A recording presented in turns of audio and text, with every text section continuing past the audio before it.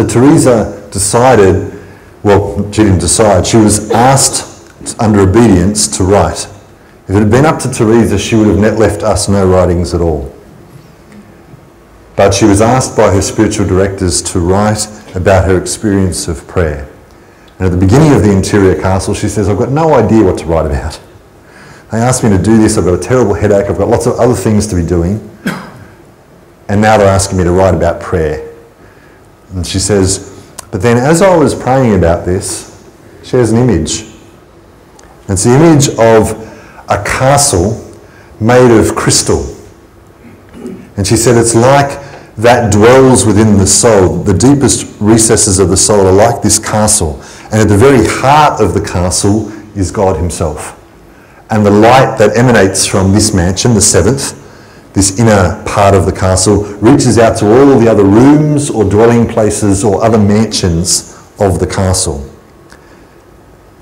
And she says, I've got my image to be able to talk about different stages of prayer in the spiritual life. And she says the doorway to going into the castle is prayer itself. And then she'll also go on to say that the stages, these different moments are important. Now I want to just focus on that for a second, because quite often people will say in the life of the church, don't get too focused about where you are at in prayer. Don't pay too much attention to that. That's sort of somehow kind of proud to see whether you're progressing or not, or whether you know where you are in the journey. I don't know if you've heard people say something along those sorts of lines. If it was good enough for Teresa of Avila, I think she's a doctor of the church, I think it probably should be good enough for us, and we should be paying attention.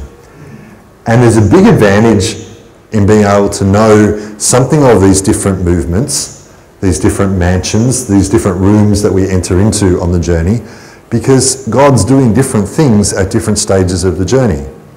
And we need to know how God is acting with us so that we can cooperate with it. Because what you do in the earlier stages is not necessarily what you do in the later stages. And I think if there's one thing that in the renewal, if there's one insight that we've not necessarily taken fully hold of, perhaps, it's exactly that.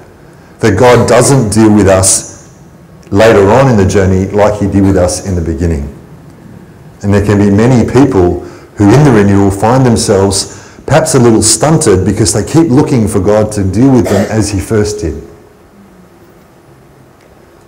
But once you've been walking the journey for a while, God actually starts dealing with you a little differently. And if you know that, then you know how to cooperate with him. Waiting